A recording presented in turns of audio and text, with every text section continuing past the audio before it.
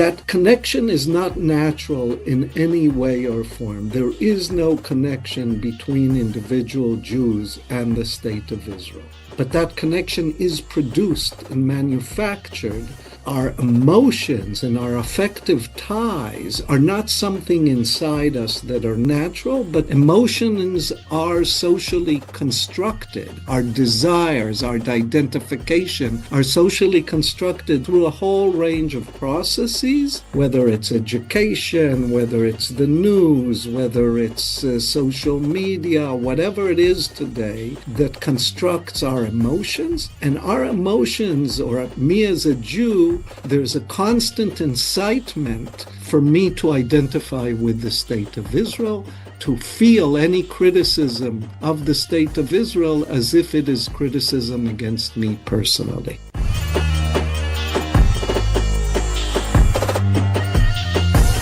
Salamat everyone.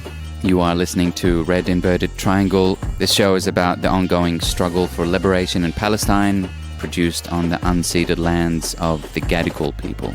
I'd like to acknowledge the traditional custodians of this land and pay my respects to their elders past, present and emerging. Like Palestine, Australia is a ground zero of a genocide that has been occurring for over 200 years and continues to this day. From the river to the sea, this always was and always will be Aboriginal land. My name is Ahmed. I am a Palestinian living on this stolen land, and I'll be your host.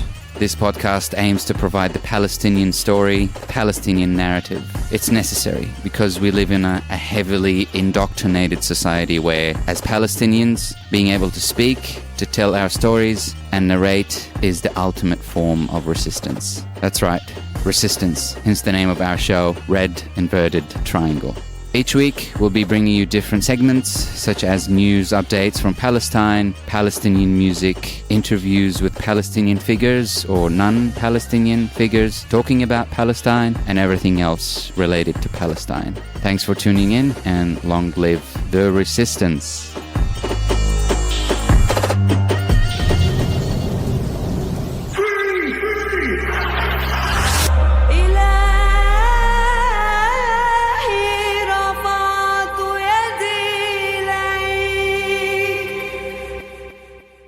This episode of Red Inverted Triangle, we are bringing you a conversation I've had with Professor Neve Gordon.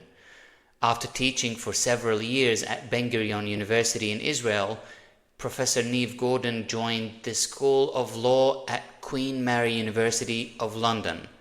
His research focuses on international humanitarian law, human rights, the ethics of violence, and on Israel-Palestine.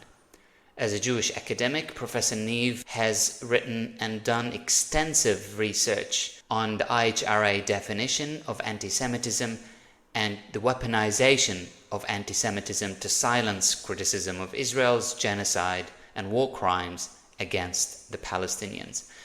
Professor Neve is the author of Israel's Occupation in 2008 and co-authored The Human Right to Dominate in 2015 and Human Shields, A History of People in the Line of Fire in 2020. I hope you'll find my conversation with Professor Neve Gordon useful and productive. Enjoy. Professor Neve, what an honor. Welcome back to Australia, although virtually. Hopefully we'll meet you in person at some point. Thank you for joining me. Thank you for inviting me. And yes, indeed, I would like to come in person one day. Absolutely. One day. We'll look forward to that. Professor Neve, you've published these papers that I spoke about at the beginning, and I also referenced it in all the invitations that I sent out to our attendees. One of the publications you published in the Middle East, Critique, in March last year, it's about anti-Semitism and Zionism, the internal operations of the IHRA definition. There's a lot to unpack about. You explain the inner workings of that definition and sort of the secret of its efficacy so far. And indeed, it has been very effective, being widely adopted and so on and so forth. So I do want to get into the details to unpack some of the reasons why it's been very effective. But before that, I really want to transition into that topic by first talking about another paper that you've published this year in September, I think, and it's titled "The Weaponisation of Anti-Semitism," where you actually studied the Jewish Chronicle, the world's oldest Jewish newspaper, and how it was used to serve the production of moral panic, as it were. And we're going to get into these details, around moral panic, around the alleged prevalence of anti-Semitism. So there's a lot to unpack there. And so I want to talk about that connection that you mentioned in your paper between the Jewish communities around the world and Israel. You describe in your paper the idea of mobilizing anti-Semitism as a consoling idea, quote unquote. And you used Hannah Arendt's ironic characterization that anti-Semitism becomes, quote, an excellent means for keeping the people together, so that the assumption of eternal anti-Semitism implies an eternal guarantee of Jewish existence. So that's a fascinating statement to make. So can you expand a bit about that? Like, how has anti-Semitism been used to strengthen the connections within the Jewish communities worldwide and with Zionism and the State of Israel? Like, how is that manifesting on the ground? Yeah, so thank you for that question. I mean, I think we can sit here and talk maybe the whole hour about that question, but maybe I'll begin with a kind of short history of this definition, because I think it explains a lot. So anti-Semitism has existed for hundreds of years, and the definition of anti-Semitism is was hatred against Jews because of their Jews, and the creation of conspiracy theories that Jews control the media in the world or all the finance in the world, and kind of stereotypical ideas of what the Jew looked like with the long nose and the greedy and so forth. And we see this emergence of a new anti-Semitism really around the early 1970s, mid-1970s, this kind of conflation between anti-Semitism and anti-Zionism, or harsh criticism of Israel. And this emerges, I think, due to the UN resolution that Zionism is racism, and it is a reaction against that. The effort of the Palestinians and several allies to lay the claim that Zionism is a racist ideology emerges in the 1970s in international fora. And Abba Evan, who was at the time Israel's foreign ministry, begins writing against this and pens a New York Times op-ed where he basically says that anti-Semitism and anti-Zionism are the same. They're both discrimination against the Jews. And this relates to something that is even earlier and has to do with a struggle between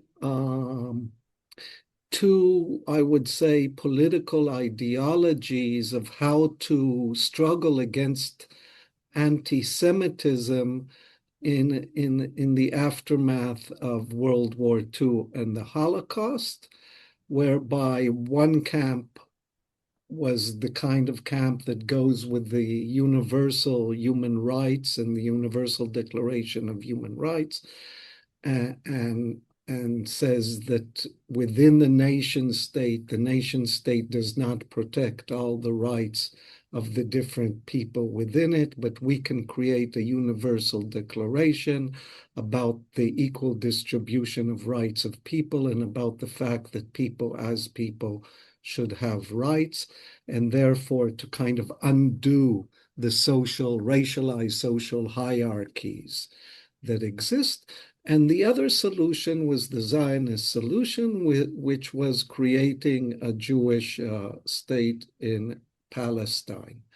And now what we see in the 1970s is the beginning of the idea that not only that a kind of change of role, whereas originally the state was produced in order or established in order to protect Jews from anti-Semitism, the conflation between anti-Semitism and anti-Zionism transformed this relation or broadened this relation so that now anti-Semitism is used to protect the state of Israel and Zionism from any kind of criticism. Now, for this to work, a lot needs to happen. People need to agree, or some people need to agree, that anti-Semitism has changed dramatically from hatred towards the Jew towards some kind of criticism of a state. What do the two, how do the two relate? And that brings us, I think, to your question about a certain kind of identification between the state and the individual Jew. And that is created through a kind of process that human rights professor and later Minister of Justice in Canada, Arwin Kotler, develops. And he claims in one article that the individual Jew is part of the collective Jew, and the collective Jew manifests itself in the state of Israel. So therefore, criticism of the state of Israel becomes criticism of the individual Jew. He creates this kind of model that connects the individual to the collective to the state. Now, for this model to work, again, we need some kind of what I claim effective attachment between the individual Jew and the state of Israel. The individual Jew, no matter where that Jew lives, is incited to identify with the state of Israel. And I think that the IHRA definition both is based on the existence of this effective attachment, but also the definition itself does work to reinforce this effective attachment, this idea that the individual Jew is part of a collective and that collective is identified or conflated with a state. So there's a move that is in many ways common to different groups. The idea that the individual is part of a collective is a common move, like a woman is part of a collective of women, gays are part. Any kind of identity politics connects between an individual and a group. But here we have this extra move of this connection between a collective and a state. And that is not common. That I don't think there are other kinds of move like that. And then we need to protect the state, and any kind of criticism against the state is a criticism against me personally. And what we need to understand, I think, is that this is made up and not made up at the same time. That connection is not natural in any way or form. There is no connection between individual Jews and the state of Israel. But that connection is produced and manufactured, and our emotions and our affective ties are not something inside us that are natural, but emotions are socially constructed. Our desires, our identification are socially constructed through a whole range of processes, whether it's education, whether it's the news, whether it's social media, whatever it is today that constructs our emotions. And our emotions, or me as a Jew, there's a constant incitement for me to identify with the state of Israel. And so to feel any criticism of the state of Israel as if it is criticism against me personally. I'll maybe let you It's interesting that you say, and I want to quote the late American historian Tony Judt. I think he once say, the Jewish identity is connected to two coordinations, one in time and one in space. One in space that is geographically, that's the state of Israel, and in time, that's the Holocaust. That's the victimhood that you speak of in your paper. So it's really interesting to talk about these. But I do want to quote you as well in the paper. You say the claim that Israel is carrying out genocide. That's to your point that you're making now. The claim that Israel is carrying out a genocide or that it constitutes a settler colonial regime and an apartheid state might make Jews who identify emotionally with Israel and Zionism feel uncomfortable. I mean, we get that sentiment a lot. And you go on to say, ultimately, a fallacious notion of anti-Semitism is cast as a safety hazard to conjure up fears of Jewish annihilation. And this is then used as a counterinsurgency tool to silence Palestinian and pro-Palestinian activists who criticize Israel's apartheid and more recently the genocide in Gaza. So can you expand on this a bit more? Because my question to you mainly is that emotion, like you mentioned that emotion is manufactured. I can understand that, but do we have the right, as a pro-Palestine community, do we have the right to criticize it or ridicule it? So, yes. So let me begin with the beginning. I'm a professor of human rights and international humanitarian law, and I teach courses on human rights. And there were, I don't know, 4 or 5 reports by the major international global human rights organizations and by the major Palestinians and Israeli organization claiming that Israel's an apartheid regime. The Israeli organization B'Tselem calls it a regime of Jewish supremacy. And so let's say I teach one of these reports in my class, and let's say I have a Jewish student in my class, and the Jewish student, due to this kind of identification that was created throughout their lives, between their identity and identity with Israel, will feel extremely uncomfortable and maybe even offended, not even, and probably offended by this report. Now, what is going on here is, and this feeling of discomfort is real. And to be frank, I have no problem with this feeling of discomfort. Indeed, I think people should be uncomfortable in the face of apartheid, certainly in the face of genocide. And I think a university setting is a setting that should actually make people uncomfortable, because comfort makes us numb intellectually and so forth. So I think that is a good move and something that we should try to do with our students and move them from their comfort zones.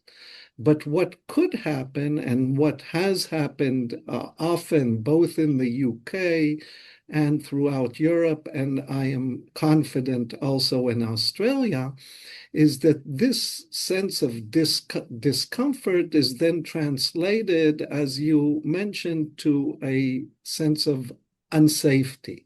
So a feeling of discomfort becomes a being unsafe. So we have two different conflations going on. Feeling is conflated with being, and discomfort is conflated with unsafe. Now, being unsafe is a situation where me as a professor and people are in any context don't want others to be unsafe, and it is our responsibility, particularly as teachers, that our students are not unsafe. I mean, I don't want my students not to be safe in the classroom.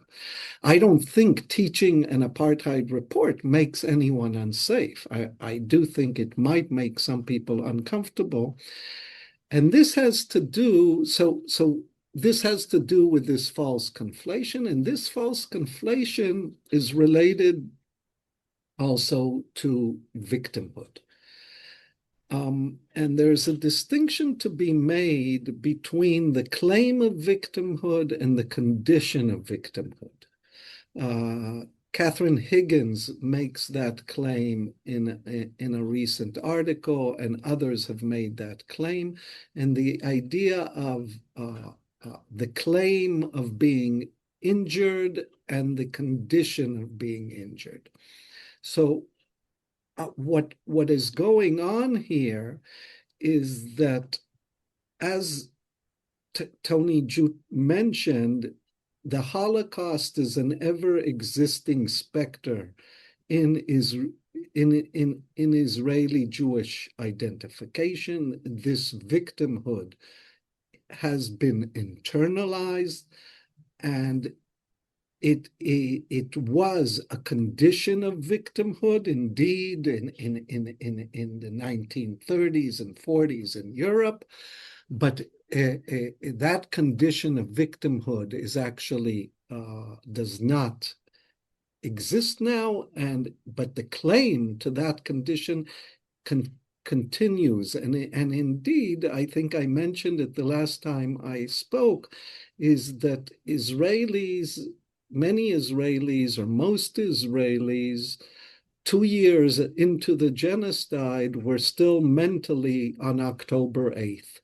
Now 2023, still mentally considered themselves, after basically destroying, I don't know, 70, 80% of all infrastructure in Gaza, including almost all the hospitals, 85% of the schools, all the universities, killing 70,000 Palestinians, probably more, among them, I don't know, 20, 25,000 children, and still they were the victims. And so this is what's going on here in the class, and this kind of conflation is mistaken, as I said, between discomfort, and we need to call it out. We need to call out the fact that Israeli Jews are not the victims, and that discomfort is not something that is a necessarily bad thing. I actually think it's often a good thing, and discomfort is not lack of safety. But it's not rationalized. I think it's, like you said, it's manufactured. And I do want to drill a little bit deeper into I will say just this again. I think it's very important. You know, the younger generation today in my classroom, they raise their hand and they say, I feel that Socrates says this, or I feel that John Locke says that, or I feel that this says this or that. And everything begins with I feel. And I tell my students, listen, I can't argue with your feelings. I respect your feelings, but I can't argue with them.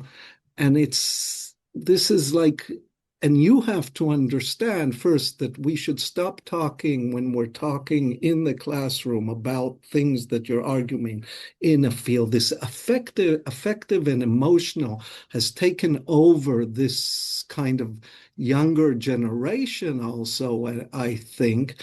And we need to explain to them both that yes, you might feel this way, but your feeling does not emanate naturally from you, but is actually mediated and constructed through a whole array of social relations.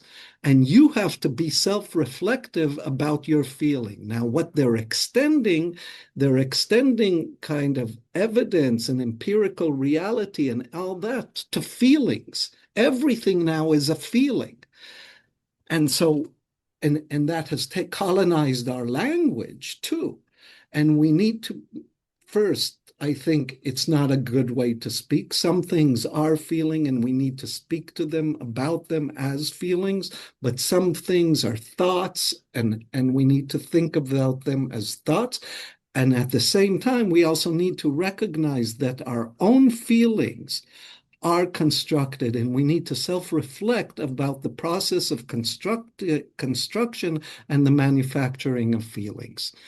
Now, this is not an easy process, and what the IHRA definition does is, so in the illustrative example, it will say anyone that says that Israel's a racist endeavor is an anti-Semite. Neve Gordon teaches the apartheid reports. The apartheid reports say that Israel's a racist endeavor. Therefore, Neve Gordon is an anti-Semite. Therefore, I feel unsafe to sit in the classroom with Neve Gordon. Okay? Now, that is the kind of things that go on with this definition, and how this definition triggers anti-Semitism where it does not exist. Absolutely. Triggers the thought that there is an anti-Semitism or a Yes. feeling. And I want to add to what you said, because this quote really grabs me as very, very important, because it speaks to the Jewish Zionist communities everywhere, like including in Australia. In your paper, you say, while Jewish students and newspapers readers, that was in the context of you studying how anti-Semitism was mentioned in the Jewish Chronicle. I want to get into that a bit.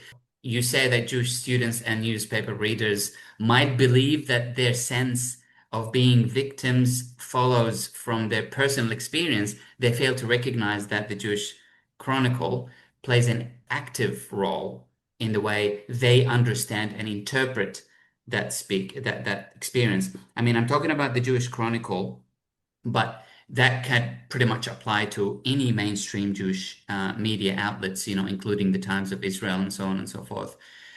You also, this is another really important quote, you also say that, Jewish individuals often fail to recognize how the operations of Israeli Hasbara and the mobilization of Jewish suffering and victimhood help to contour their own identity, desires, and interest.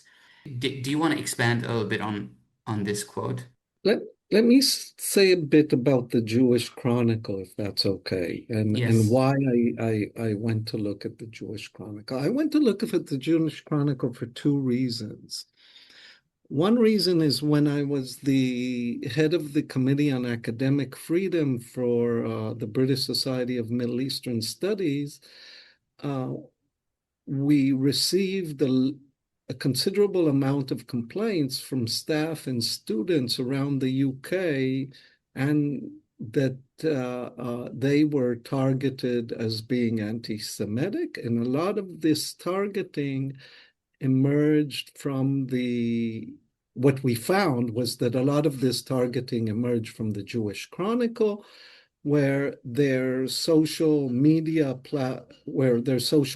accounts were mined often years back so if you're thinking of a student, it could be when they're high school, when they're still youth, to see what kind of tweets or what kind of likes they made. And then there was accusations that these people are anti-Semitic or support terrorism. And this led to investigations in universities, sometimes suspensions and disciplinary hearings. And there was this whole phenomena, and it often emerged from the Jewish Chronicle. And I wanted to look a bit into the Jewish Chronicle to see that. So that was one experience. And then I was teaching here in the semester after October 7th erupted. I was teaching here a class on the laws of war, and one of my students was a Jewish student, and that did not agree with me politically, but we did get along very well. And one day he came to my office, and I asked him, listen, do you experience anti-Semitism? And he began talking, and he did mention two incidents of anti-Semitism, not from recent years, but more when he was in high school or even in primary school, of what I would call traditional anti-Semitism, where he was targeted or his brother was targeted as a Jew. And then he said to me, listen, we sit every Shabbat evening, which is the Friday night dinner that Jews celebrate, and think, where are we going to migrate to because of the rise of anti-Semitism in the UK? Now, anti-Semitism does exist in the UK, but and my children have experienced it, but I mean, we're not anywhere in danger here. It's not anywhere different in and it's not and comparable to anti-Muslim or Islamophobia and other anti-racist accounts. I later looked and checked this. Anti-Semitism is incomparable. So you're much more vulnerable in the UK if you're a person of color than if you're a Jew, or if you're a Muslim or then you're a Jew, and so forth. But that his panic is what actually interested me in this case, and it was real. As we said, emotions are constructed, and this is what he felt. I could not argue with his feelings. I just thought that there was no connection between his feelings and the reality in the UK. So I wanted to understand how his feelings are constructed. So I connected these two things, the Brismas experience and this, and I said, let's go examine what the major Jewish newspaper in the UK tells us about anti-Semitism. And I looked at two things. First, I looked at the term anti-Semitism over a period of 100 years, from 1925, I think, to 2024, and the findings were quite dramatic and surprising. So what you see is this graph that the term anti-Semitism grows quite substantially during the years, the lead up to the Holocaust. And that's what I expected, and that's what I think everyone here would expect, is to see a kind of rising graph if we're just looking at the term and how many times the term is mentioned in articles. I'm sharing that graph, by the way. If you looked at the left-hand side, you can see how it goes up from 1925 and how in 1938 it is really way above what it was in the 1920s. And that's what one would expect it. And if we would have looked from 1925 till around 50, I think that's what we would have expected, and then and so forth. But then you see, if you look at the right-hand side of the graph, you'll see that actually when Corbyn was running for elections, the number of times that anti-Semitism is mentioned in the paper is twice as much than during the build-up to the Holocaust and during the Nazi regime in Germany and during the height of anti-Semitism, I would say, in the world. And again, after the attacks on Gaza, you see the same spike. We're never going to go down, I think, again to the levels that we were. And you can see that, and then when you count articles, it's 1 in 4 articles. 1 in 4 articles, more or less 1 in 5 articles in recent issues mention the term anti-Semitism, and and that creates moral panic. You're reading a newspaper, every 4th article, there's the term anti-Semitism. It seems like it's all around you, and that kind of creates this emotion and this idea, hey, that we need to sit Friday at dinner and discuss how to flee England. But then I also looked at the 9 months before October 7, 2023, and the 9 months after October 23, and I kind of did a dive inside to look at how the phrase was actually used. What kind of anti-Semitism are they referring to when they say that Corbyn was an anti-Semite, or that student, staff, people in their workplace are anti-Semitic? And as I think the viewers here can probably guess, the vast majority of the cases of accusations, I kind of isolated not the term anti-Semitism, but when anti-Semitism appeared as an accusation in an article, I think there was somewhere between 300 and 400 articles that I looked at. And what one found was that the vast majority of the cases, by far, were accusations of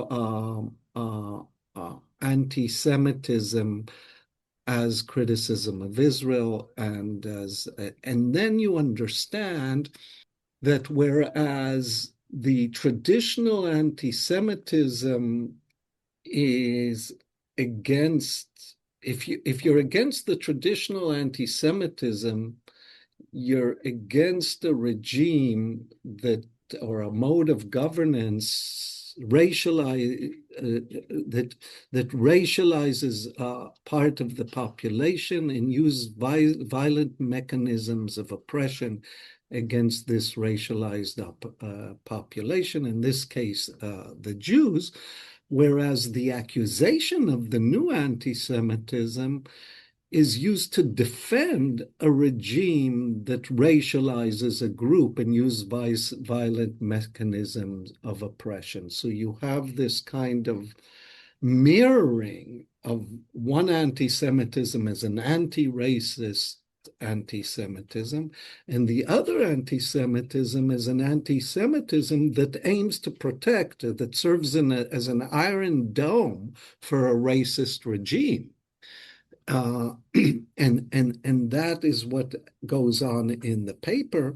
And not only that, you can see that the paper has very, very little to say about the traditional anti-Semitism.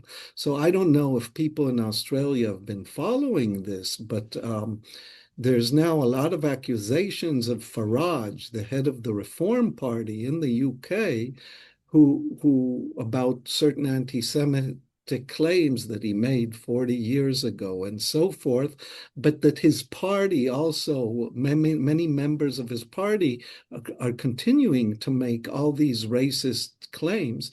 But the Jewish Chronicle is not interested in that.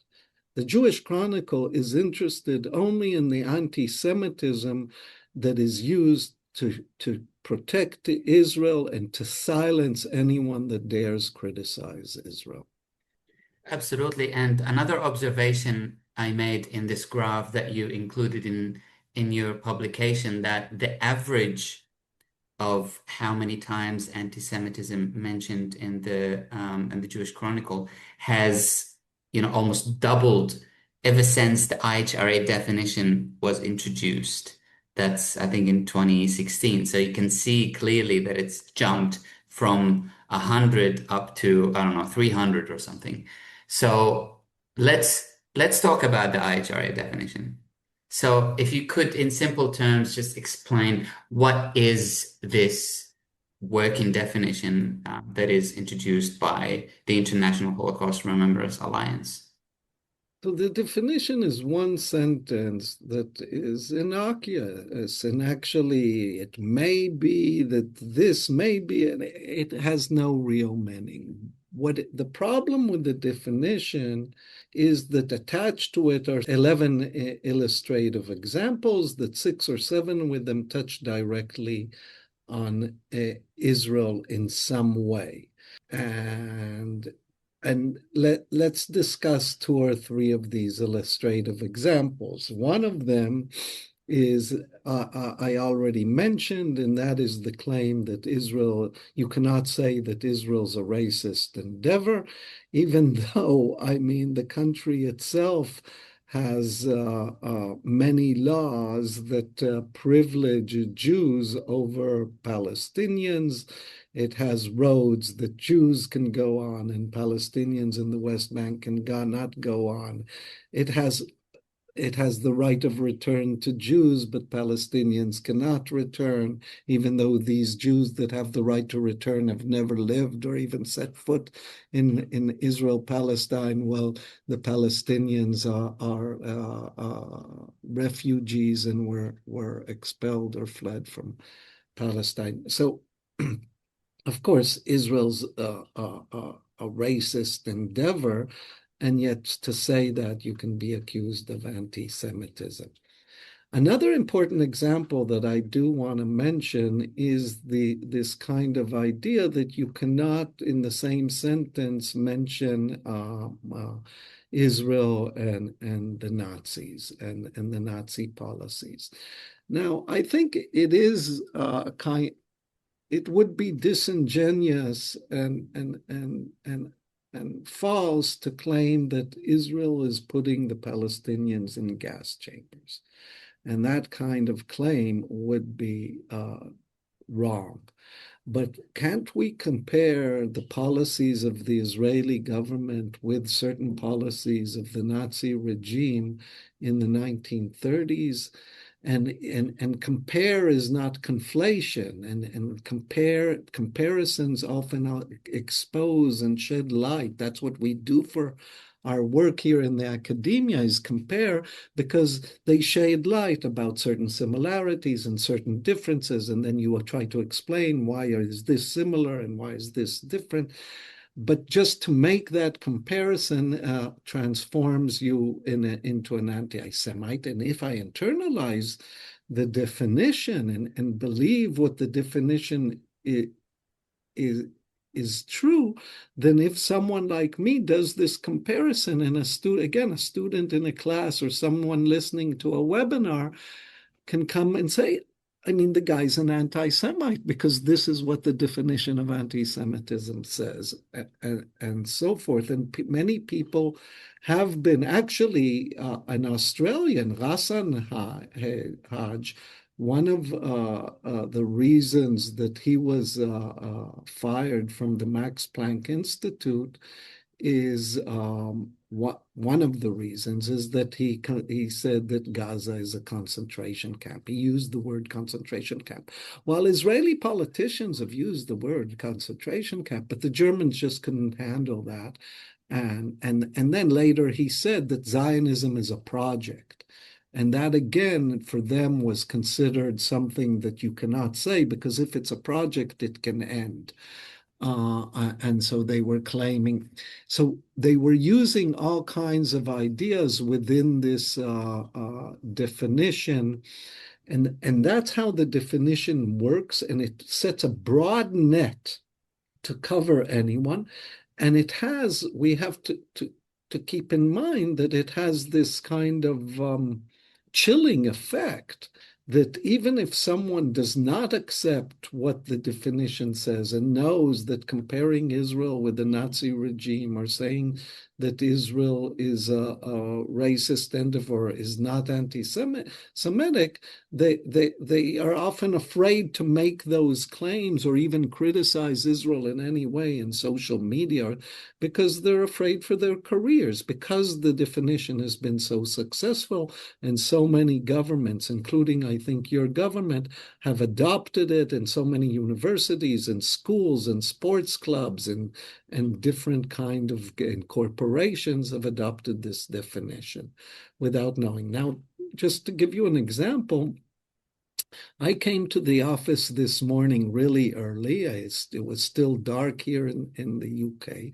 I come to the office. Yesterday I was here. I had on my door a poster with a image of a journalist, and it said journalist killed in Palestine, and the name, and I added in writing during the genocide in Gaza.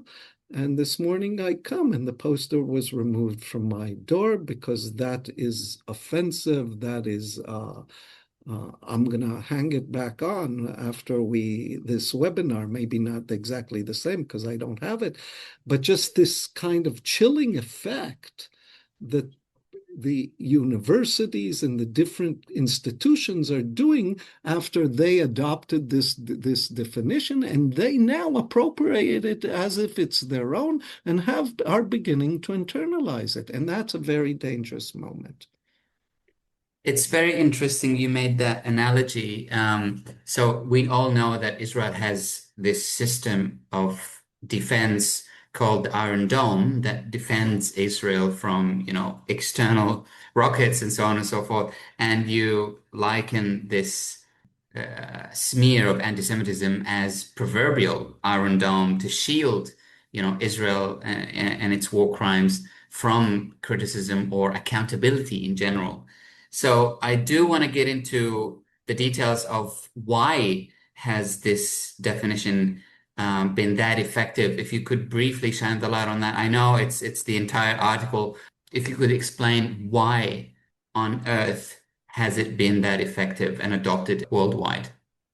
So I think one is what we have been discussing, and this is the kind of internal operation of the IHR definition and how it works on the emotional or affective side of people to kind of draw this identity between individual Jews and the state of Israel, even though that relationship is manufactured and produced, people tend to think of it as natural. People also tend to think, individual Jews also tend to think, given the rise of real anti-Semitism in their country, that Israel is their kind of insurance policy. I had an uncle who always said, listen, I'm not a Zionist. I don't really support Israel.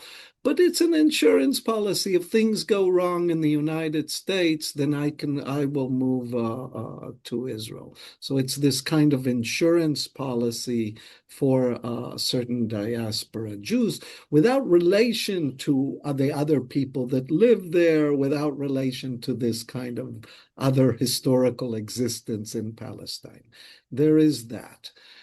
And then there's two other things that I would like to mention about its success. One is the whole lobbying system and this kind of pro-Israel lobby that exists in the US for sure, and in North America, Canada, but also in the UK and in large parts of Europe, that have kind of lobbied through the embassies, through different civil society organizations that work very forcefully through their different network to lobby different organizations, governments to adopt it, and have succeeded in getting the governments to adopt it. But then the question is, why do governments also not find fault with this definition? And I think that this definition also has something that is attractive to several governments around the world, and that is the idea of what I called an apartheid democracy. A democracy, the idea that Israel, supposedly the only democracy in the Middle East, and yet we all know that it's an apartheid regime. Hey, there's certain populations in our country also that we think of as superfluous. Think about all the policies and laws now against immigration and against refugees in the world, and against and how Trump is talking about Somalis one day and Sudanese another day, and and people from Afghanistan on another day. And this idea that you can have a democracy, and that democracy is at its very core exclusionary and does not allow and can expel people that are inhabitants of that country and have different laws for certain people in that country and other laws for other people in that country, or laws that treat different people differently, is something that I think certain governments, from Orban in Hungary to Trump in the United States, find very attractive. And this definition kind of gives that a shield, an iron dome too, to that conception of a democracy. And I say democracy in quotation marks. And so I think there's a certain kind of attraction towards Israel and towards its racist policies that different heads of state or different heads of parties across the North America and Europe and maybe Australia find attractive. So I want to talk to how can we effectively campaign against the adoption of this definition elsewhere. We have been seeing a huge push in the local council spaces, in educational institutions. Many universities have adopted it already. You know, some argue that we probably should offer some sort of an alternative to it now that we've been put in a corner, that we have to come up with a definition that is not conflating, anti-Semitism and anti-Zionism and criticism of Israel and so on and so forth. There's this suggestion of pushing for the Jerusalem Declaration of Anti-Semitism. I'm really keen to get your thoughts on that, and also if you generalize, like, how can we effectively campaign against its adoption? So I'm on the one hand a signatory of the Jerusalem Declaration of Anti-Semitism, but on the other hand, I think it's also very problematic. And so the Jerusalem Declaration is an important tool. So because if you get a university that adopts the IHRA and then adopts the Jerusalem Declaration simultaneously, they a bit cancel each other out, because the Jerusalem Declaration says very clearly that criticism of Israel is not a form of anti-Semitism. However, I think it's obvious to me on the one hand that each racism has its own specificities. And it's not only that anti-Black racism and anti-Jewish racism are different, but also that anti-Jewish racism in the United States and anti-Jewish racism in the UK are different. Okay? So each form of racism is different and has its own specificities. That we know. But at the same time, this idea to underscore and emphasize these specificities, I think, is problematic, because I think we're trying to create an anti-racist camp, okay? And we're trying to draw the connections between the racism against Aborigines in Australia, First Nations in Canada, and North America, and African Americans in North America, and Jews in North America, and Latinos, and so forth. Now, one way to divide and conquer is to kind of emphasize the specificities and the differences between these racism. Another way is to actually emphasize the similarities between them and to create an anti-racist camp that brings together all these different kinds of racism. And so I think we should argue, or our principled stance should be an anti-racist camp, full stop. I think strategically, sometimes we need to use specific forms of racism and anti-racism in different struggles, emphasizing their specificity in order, for example, to struggle against the IHRA. But the principle itself should be something that unites the different groups and different people that are experiencing anti-Semitism, rather than separating them into different groups, because that's what the powers that be would like us to do, right? They would like us that our racism is worse than your racism. We're not going to unite with you, blah, blah, blah, blah, blah. So I think our stance should be an anti-racist stand, full stop.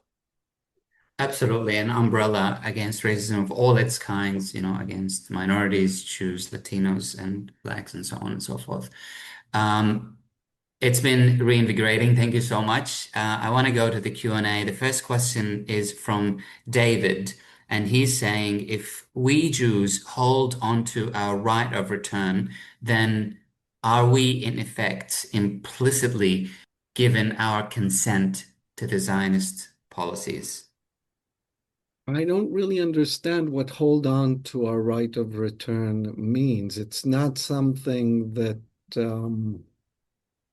let's say I didn't have Israeli citizenship and I was, it's not something that I decide. So I can say I don't want to return, or so forth. But the right of return, according to Israeli law, exists. Now, is the right of return a problematic right?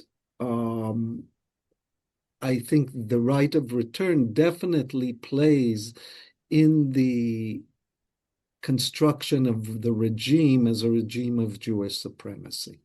Absolutely.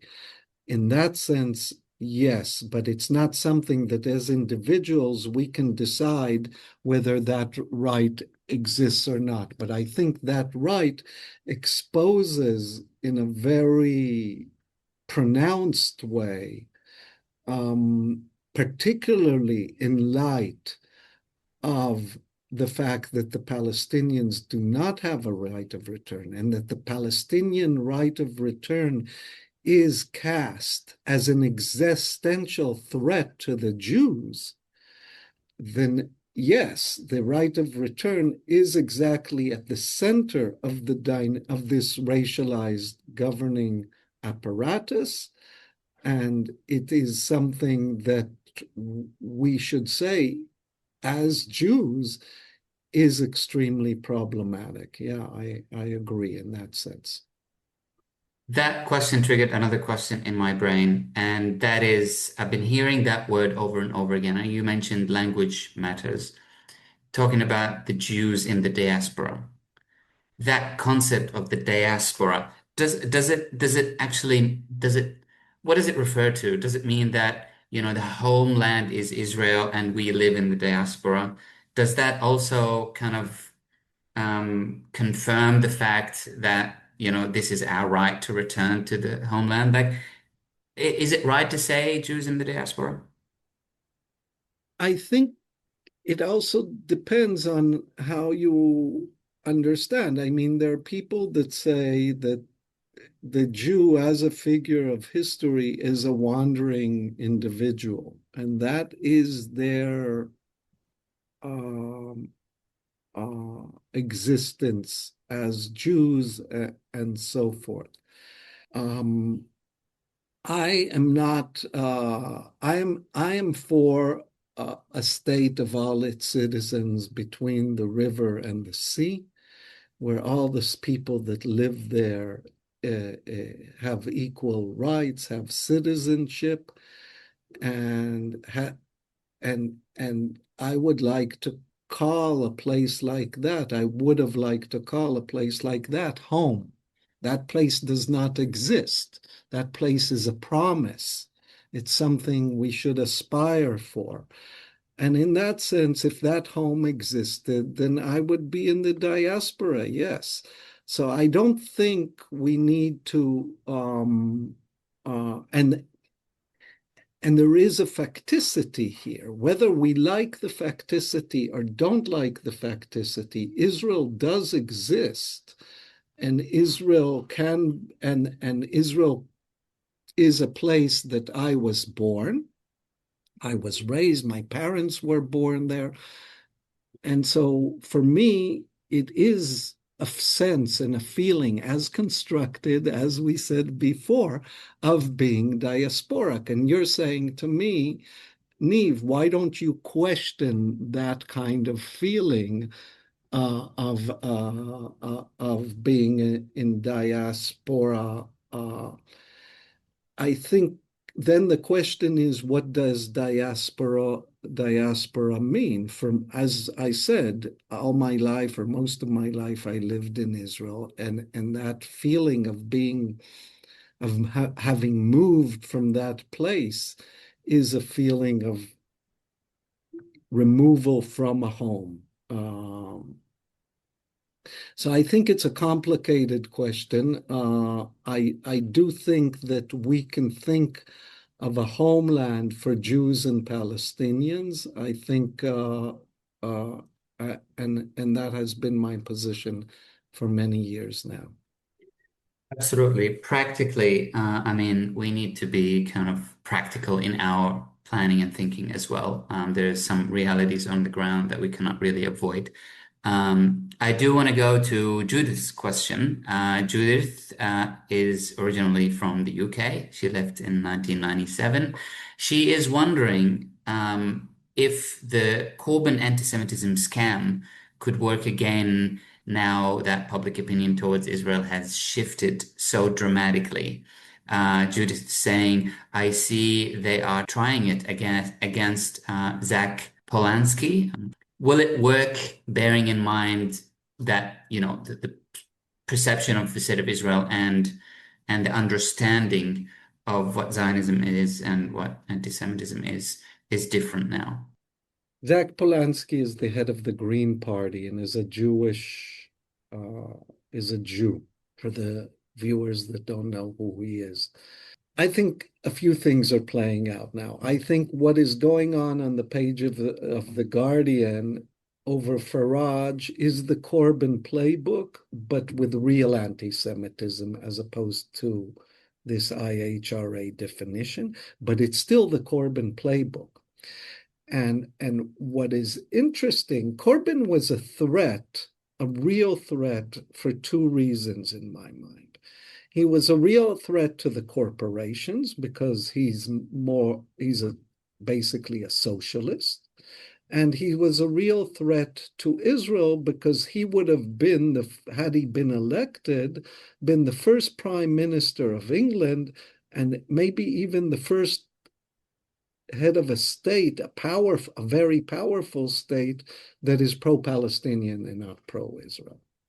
And therefore, for these two reasons, one stemming from a neoliberal ideology and the other stemming from a pro-Israel ideology, he had to be removed. And the IHRA playbook was used against him. It was used also against Sanders.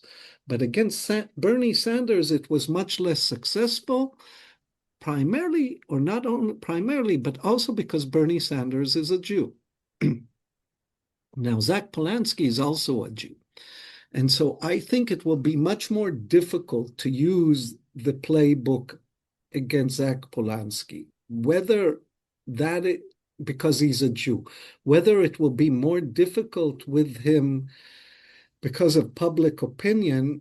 I do think that in the UK and in several other countries, there has been a change of what Gramsci called the common sense.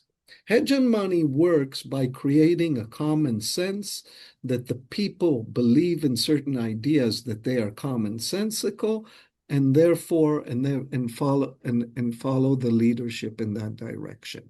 Now, what we have in the UK is a kind of disjuncture between the political and financial elites and the common sense relating to Palestine.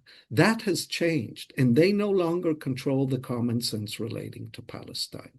And that's why they ripped the poster from my door this morning, and that's why it can lead to a more dramatic acts against pro-Palestinians because they want to reassert the common sense. But on the other hand, you're right. I'm saying to the person that asked the question, I think you're right. There has been this disjuncture, and it's not clear whether kind of IHRA definitions of anti-Semitism would stick to someone like Zach Polanski, both because he's a Jew and both because the common sense has changed. My other question that I've been wanting to find the opportune moment to ask is about the current ceasefire, or quote unquote ceasefire. Many people, as we've been talking about before we start the webinar, have dropped out of the movement thinking that it's fine, we've done our best, we've rallied, we've done everything we can, and now there's a ceasefire. How do we mobilize around these moments where, there's a threat of expanding the genocide into the West Bank, but the media is not showing anything? How do we operate in this space now? I think it's more dangerous than ever. I think we have entered a stage of what I call genocide in slow-mo, but it's still genocide. So close to or around 400 people have been killed in the Gaza Strip alone since the so-called ceasefire has begun. We have to remember that Israel still controls over 50% of the Gaza Strip, and I think this morning or yesterday, the chief of staff of Israel said Israel had no intention of withdrawing from these lines. So we have a complete dispossession and displacement of half of the area in the Gaza Strip. We have the ongoing terrorization of the civilian population in the West Bank, the removal of villages, the extrajudicial executions by the military and settlers, and so forth. And just this morning, and I posted it on, I think, my Facebook and Twitter account, that we have this new pin that Ben Gvir and others are wearing with a noose, like a lynch noose, that I'm for lynching or I'm for killing. And so this is the moment when the media kind of puts Gaza on the back burner, and there's no longer mentioning of Gaza in the regular media. This is, I think, precisely the moment that we cannot take a step back, but have to take a step or two forward to continue ensuring that what is going on remains on the public agenda, and each person can contribute a bit through whatever they have an advantage, writing letters, going to protest, contributing, telling stories, whatever it is a person does, they should continue doing it, and doing it more so so that it just doesn't get lost from the public view. So, in my opinion, now is really the time that we need to kind of step up to this moment because it is cold in Gaza. It is wet in Gaza. Aid is still not coming in. Tents are not allowed because they have metal poles, and the metal poles can be used to attack Israel and so forth. And these are the kinds of things we constantly need to raise and bring up. There's enough knowledge coming out or information coming out of both the West Bank and Gaza Strip in different social media platforms and by different organizations. We need to connect to these platforms, and then we need to disseminate them to other areas around us. So I think it is a critical moment now, and we cannot stop. Absolutely. I mean, just in this vein, before we finish, my last question is: you mentioned Ben Gvir and Smotrich and their constituencies of the settler movement in the West Bank.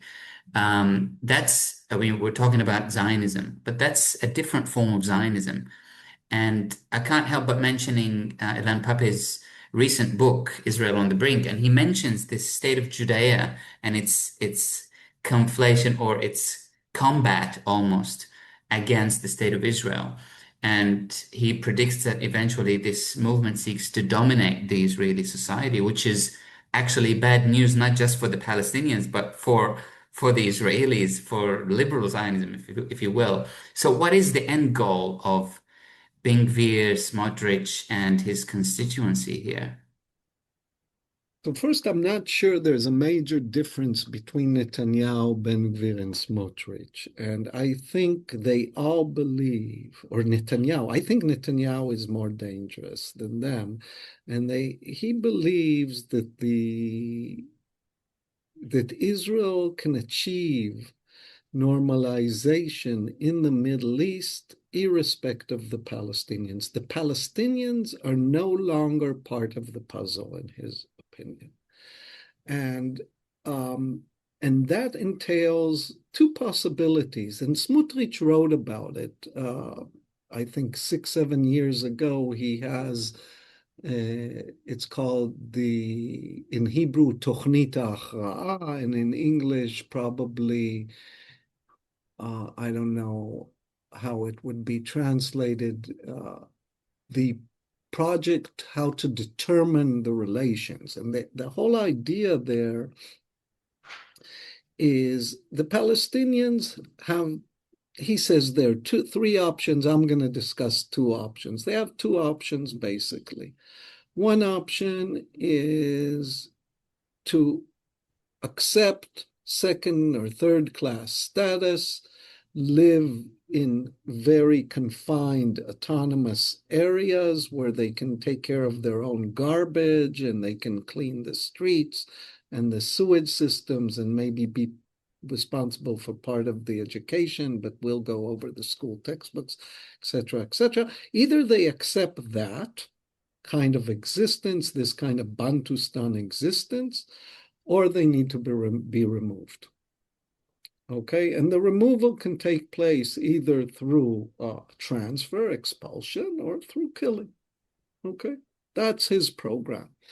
And I think ultimately Netanyahu agrees with this program and thinks that he can create relations with the Gulf states and normalize and sales and so forth, a lot of which already exist behind the scenes, by the way, without dealing with the Palestinian issue. So if historically the Palestinian issue and Palestinian statehood was considered something that you have to deal with in order to resolve Israel's place in the Middle East, Netanyahu says, no, that is over.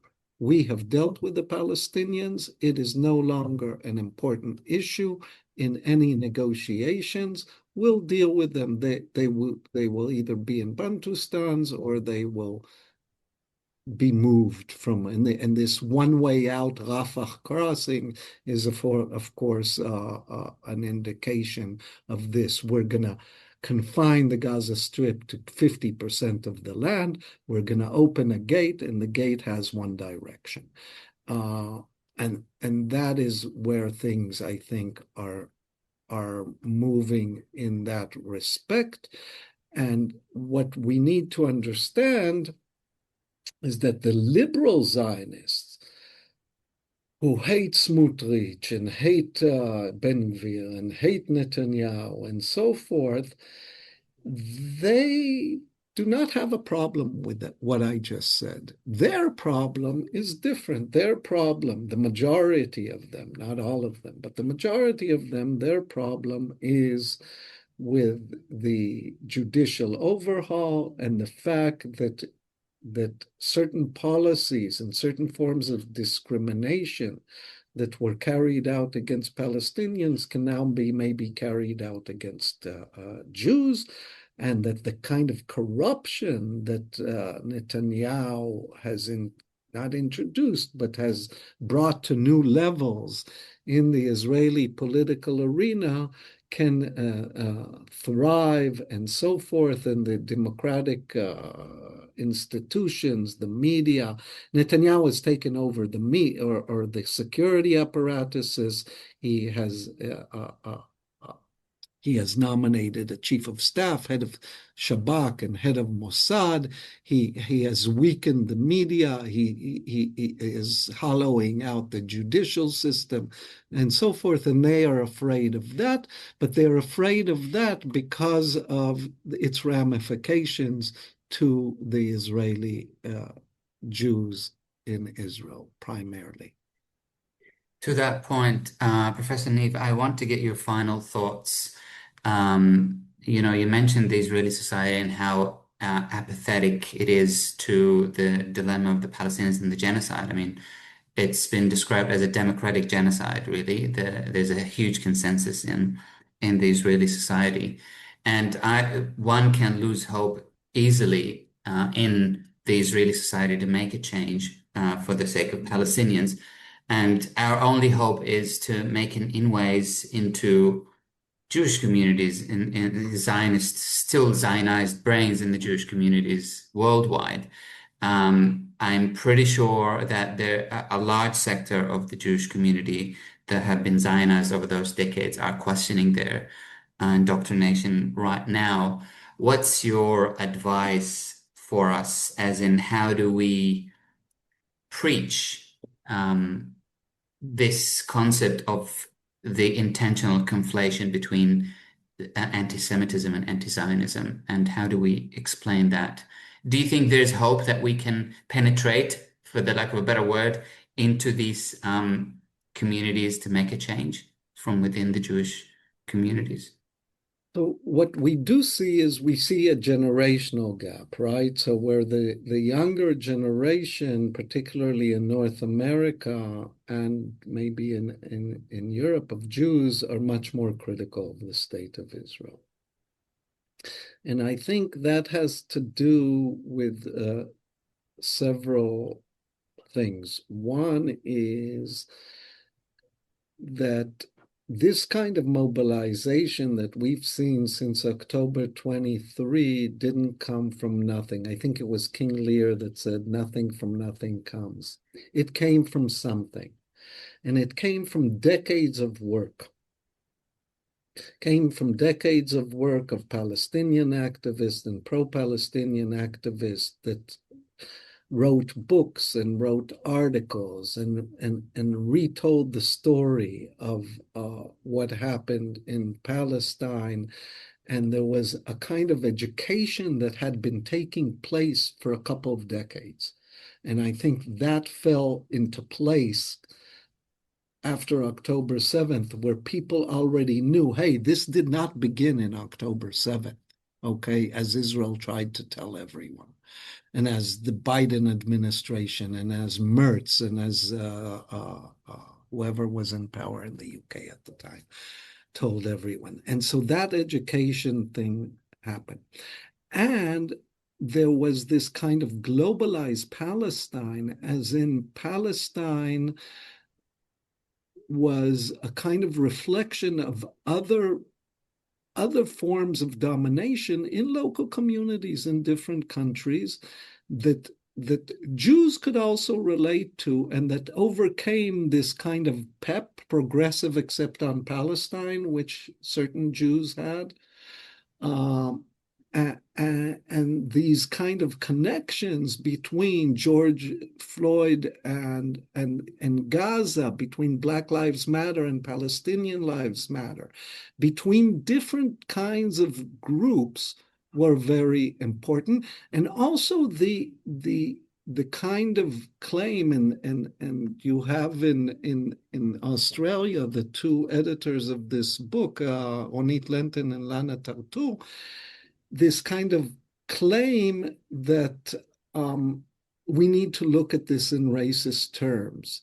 And the moment you look, and Palestinians had been saying that, I mean, Fayyad Sayag said it in 1965, but the moment you begin looking at it in racist terms, you can make the connection with other forms of racism, and the younger generation can do that. And I think we just need to continue with that because, you know, the younger generation is the important generation, right? So I just think that educative practices, there is no silver bullet that things are going to change from today to tomorrow. It's a marathon. It's hard work. It's a lot of educative work, and we just need to continue with that and plugging in to these different kind of alliances and emphasizing the importance of solidarity, because solidarity is at the heart of all these struggles. I could not agree more on this. It's a marathon, and that perception that there's a ceasefire and we should let our guards down is flawed, and we should really continue doing our best as much as we can. Not for us, it's for those who are suffering in the rain, in the cold right now. And I really want to encourage everyone as well to look into that book that you just referenced, Race and the Question of Palestine, Ronit Lenton and Lana Tartu. Professor Neve Gordon, what an absolute pleasure and honor. Thank you so much for joining me and for providing us with this amazing insight. Thank you so much. Thank you again very, very much, and have a great break and end of the year. Thank you. Bye-bye.